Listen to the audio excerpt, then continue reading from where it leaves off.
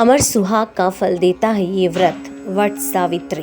ज्येष्ठ मास में सुहागिन महिलाएं अपने पति की लंबी उम्र के लिए वट सावित्री का व्रत रखती हैं। वट सावित्री का व्रत अमावस्या और पूर्णिमा तिथि दोनों ही दिन रखा जाता है। इस दिन वट वृक्ष यानी बरगद के पेड़ की पूजा की जाती है। सुहागिन स्त्रियां वृक्ष के चारों ओर कच्चा सूत बांधती है और पूरे दिन उपवास रखती हैं। ऐसा माना जाता है कि वट वृक्ष में ब्रह्मा, विष्णु और महेश का वास होता है। सृष्टि प्रलय के अंत में श्री हरि विष्णु इसी वृक्ष के पत्ते पर प्रकट हुए थे। तुलसीदास ने वट वृक्ष को तीर्थराज का क्षेत्र कहा है। यह वृक्ष अत्यंत पवित्र होने के साथ ही दीर्घायु भी है। इस वृक्ष की पूजा से लंबी आयु, शक्ति, सुख संपन्नता प्राप्त होती है। ज्येष्ठ मास की अमावस्या और पूर्णिमा तिथि के दिन वट सावित्री का व्रत रखा जाता है। स्कंद एवं भविष्य पुराण के मतानुसार वट सावित्री व्रत ज्येष्ठ शुक्ल पक्ष की पूर्णिमा तिथि के दिन भी रखा जाता है, लेकिन भारत के कई राज्यों में इस व्रत को अमावस्या के दिन भी रखा जाता है।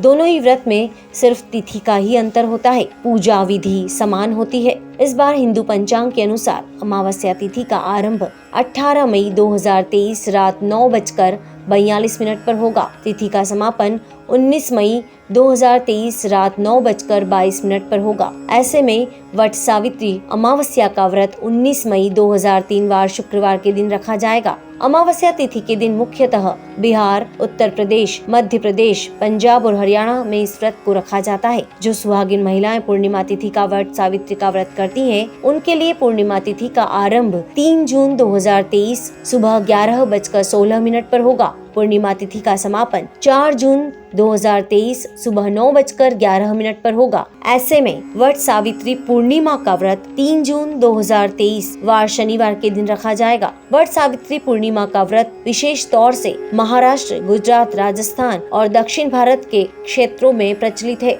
आइए अब आपको वट सावित्री व्रत की पूजा और उसके महत्व के बारे में बताते हैं। इस दिन सुहागिन महिलाएं वट वृक्ष यानी बरगद के पेड़ की पूजा करती हैं। उसके चारों ओर कच्चा सूत यानी रक्षा सूत्र बांधती हैं। इस व्रत को करने से पति की अकाल मृत्यु का भय दूर हो जाता है। परिवार में, जीवन में सुख समृद्धि और शांति बनी रहती है। वट वृक्ष के नीचे सावित्री, सत्यवान और यमराज की मूर्ति स्थापित कर या मानसिक रूप से ऐसा मानकर वट वृक्ष की जड़ में कच्चा दूध, जल डालना चाहिए। फूल, धूप, बत्ती, मिठाई से पूजा करनी चाहिए। कच्चा सूत लेकर वट वृक्ष की 7 या 11 बार परिक्रमा करनी चाहिए। हाथ में भीगा हुआ चना लेकर सावित्री और सत्यवान की कथा सुननी चाहिए। वट वृक्ष की कोपल खाकर उपवास समाप्त किया जाता है। कई महिलाएं निर्जल या निराहार रहकर इस व्रत को करती हैं। सामर्थ्य अनुसार इस दिन बरगद का पौधा जरूर लगाएं। सुहागिन महिलाओं को सुहाग की सामग्री दान करें। बरगद की जड़ को पीले कपड़े में लपेटकर अपने पास अवश्य रखें।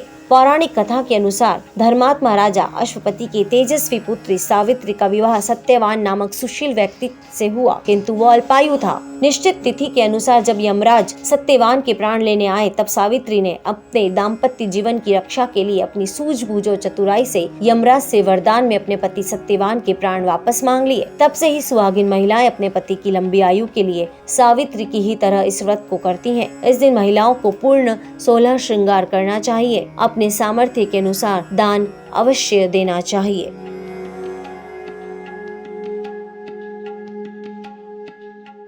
हमारे साथ जुड़े रहने के लिए देखते रहिए देश रोजाना का YouTube चैनल। सब्सक्राइब कीजिए, साथ ही देश रोजाना की खबरें सबसे पहले देखने के लिए प्रेस कीजिए बेल आइकन।